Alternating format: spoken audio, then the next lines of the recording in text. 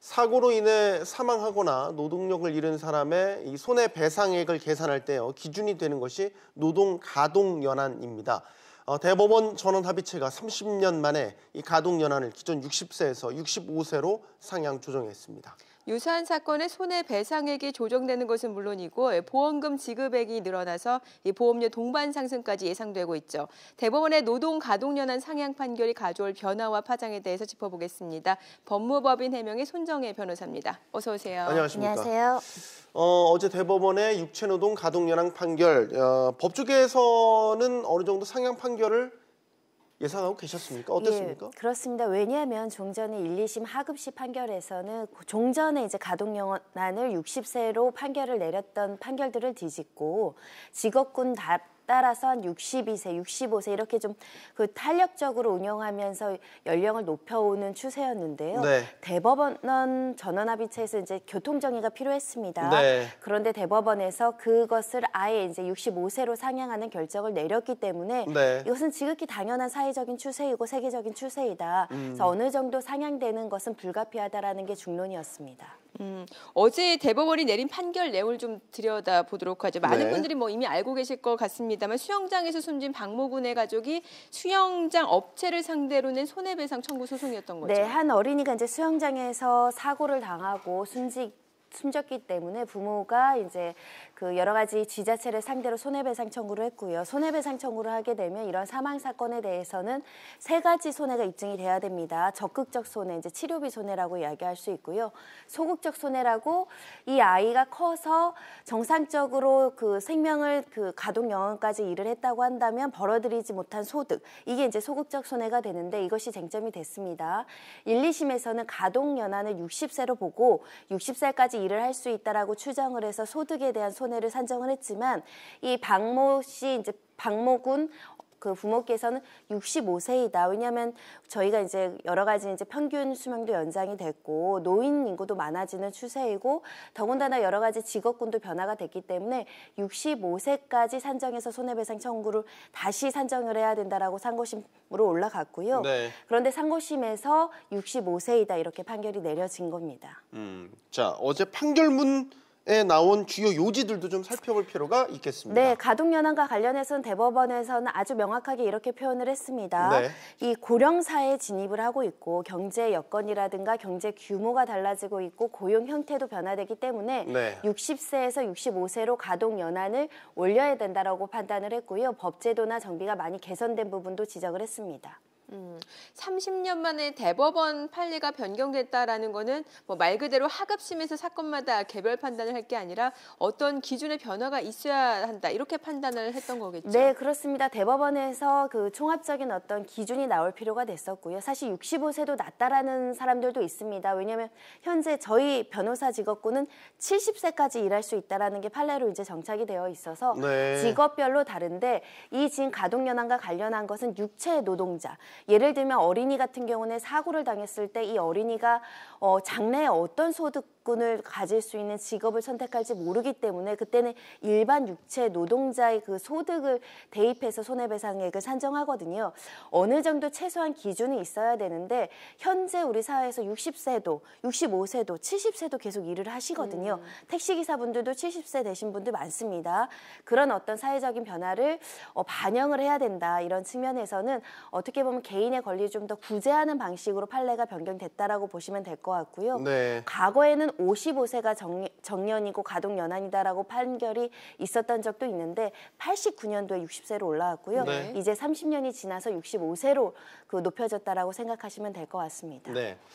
자, 어제 대법원 전원합의체 이 판결이 이제 기준점을 바꿔놨기 때문에 네. 그 앞서 이제 사례로 알아본 이제 박모군 이 소송이 이제 출발점이 됐기 때문에 앞으로 비슷한 사례의 판결들이 이 영향을 다 받겠네요. 네, 그렇습니다. 지금 네. 뭐 법원 하급심 법원에서 지금 계류되어 있는 재판이 굉장히 많고요. 대표적으로는 지금 대법원 전원합의체 계류 중인 택시기사 사건도 있습니다. 네. 택시기사 분께서도 예전의 기준으로 가동연한을 하게 되면 거의 받을 수 있는 손해배상이 적어지지만 네. 그 기준을 높인다고 한다면 손해배상액을 확대해서 받을 수 있거든요.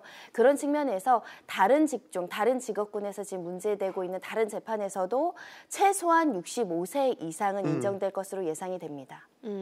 그러니까 직군에 따른 가동연한 표준치도 영향을 미치게 된다라는 거죠. 네, 전체적으로 조정될 필요가 있습니다. 그리고 하급심 판결 대법원에서도 직급별로 다시 기준을 세워야 될 필요성이 있는데요. 대표적으로는 예전부터 이제 개인 택시는 60세라고 했지만 65세로 높아질 가능성이 굉장히 많고요. 네. 가사도우미 사건에서도 65세까지 이제 인정이 될 걸로 예상이 됩니다.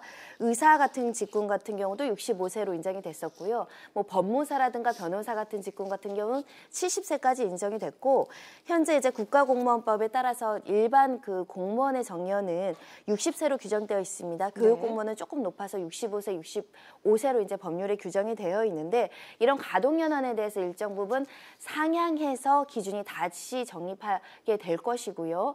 또 개별 직군마다 이 정년에 대한 연장 논의가 이루어진다고 한다면 법률적으로도 정년이 좀 높아질 개연성도 있는 상황입니다. 네, 이제 뭐 법조계 내의 어떤 판결에 대한 영향 그런 것들 외에도 이제 사회적으로 봤었을 때 가장 1차적으로 지금 이 어제 그 정년 연장의 가동연한 연장에 영향을 받는 게 자동차 보험 얘기가 나오더라고요. 네, 그렇습니다. 왜냐하면 이 가동연한이라는 것은 이 사람이 언제까지 일을 할 수 있을 것이라는 것에 대한 사회적인 기준점이 되는데요. 네. 결국 이제 여러 가지 사고로 인해서 다치거나 사망사고가 발생을 하면 결국 보험협회에서 보험금 지급으로 배상을 받게 되는데, 네. 이 손해보험회사에서는 만약에 이렇게 가동연한이 늘어나게 되면 그만큼 손해배상액을 많이 지급해야 되기 때문에 보험료 인상이 좀 불가피하다라고 입장을 밝힌 바 있었고요. 대법원 전원합의체 공개 변론에서도 명시적으로 그렇게 되면 1,250억 대로 1년간 더 많은 보험금이 지출될 것이 예상이 된다. 그러다 네. 보면 1.2% 정도의 보험료는 상승해야 된다라는 게 지금 주장이었기 때문에 아마도 조금의 어떤 세율이라든가 보험료는 조정이 있을 수 있겠지만 인상될 가능성이 매우 높아졌습니다. 네. 그러면은 어떤 각종 사회 복지 혜택은 어떻습니까? 예를 들어서 연금 지급 또 연령이 좀 늦어지는 거 아닙니까? 이 부분은 사회적인 논의가 필요합니다. 가동연한이 연장됐다고 해서 정년이 반드시 늘어나고 더군다나 노인의 기준이 반드시 늘어날 필요성은 없지만, 이 일할 수 있는 나이라는 건 결국은 이제 노인복지가 언제부터 시작돼야 되는 논의로 기결될 수 있기 때문에 일할 수 있는 나이가 65세면 그 전에 노인으로 인정하기는 좀 어려운 측면이 있습니다. 지금 노인복지와 관련해서는 기초연금 문제도 있고요. 여러 가지 대중교통 할인 서비스들도 있고 여러 가지 경제적인 병원비 이런 지원책들이 있는데 이 기준이 조금 더 높아져야 된다. 사실은 연금 같은 경우도 70세로 높여야 된다. 이런 논의도 굉장히 많아서 이 노인의 연령에 대한 기준을 바꾸는 시발점으로 사회적인 논의가 시작될 개연성이 높아졌고요. 이 부분은 이제 복지를 축소할 수 있는 부분이기 때문에 신중하게 접근해야 될 걸로 보입니다. 정년 얘기를 해야 될 것 같아요. 정년 네. 연장에 대한 논의가 이제 어쨌든 이루어질 것 같아요. 뭐 정치권이 됐던 아니면 그 바깥이 됐던 정년 연장도 뭐 따라서 어쨌든 다 연관된 문제 아니겠습니까? 네, 가장 대표적으로 이제 공무원 정년에 대해서 연장해야 된다. 지금 60세로 규정이 되어 있는데 가동연한이 65세라고 한다면 공무원들도 65세까지 일할 수 있다. 62세까지 일할 수 있다라는 논의가 있을 수 있고요. 그리고 일반 직군이나 일반 기업에서도 노사 간의 협의가 이루어져야 되겠지만 일을 더 할 수 있다. 60세면 한참 일할 나이인데 일을 그만둘 수 없다고 해서 정년 논의에 대한 연장은 있을 수 있는데요.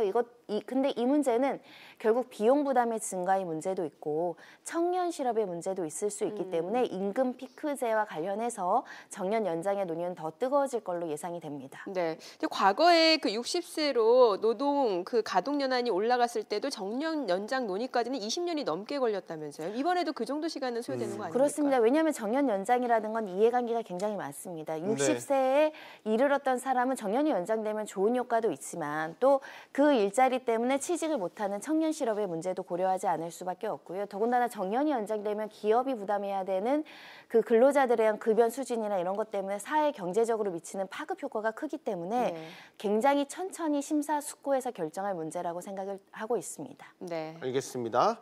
자, 육체노동 가동연한 65세로 연장된 부분 손정희 변호사와 이런저런 이야기 나눠봤습니다. 고맙습니다. 잘 들었습니다.